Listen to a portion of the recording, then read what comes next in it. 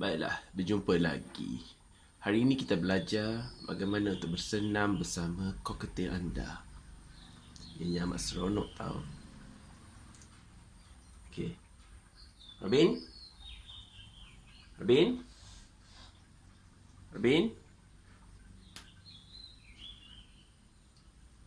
Okey, mari kita bersenam. Okey, 1. Kita letak balik. 2. 1. Okey, 2. Okey, 1. Okey, 2. Okey, pandai. Itu senaman pertama. Nampaknya dia menggembung-gembungkan perutnya seolah mahu melepaskan sesuatu. Anda harus peka terhadap perutnya ini.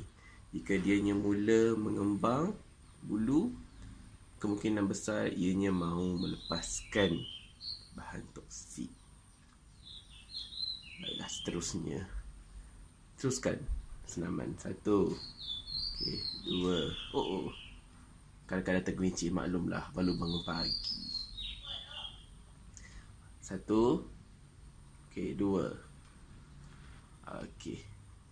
Sekarang dia mahukan kita mengusap kepalanya, maka usap je kepala. Ya, kamu tengok. Dia begitu selesa. Ya, selesa sekali. Ya, sangat selesa. Mahu baring di atas kayu, ya.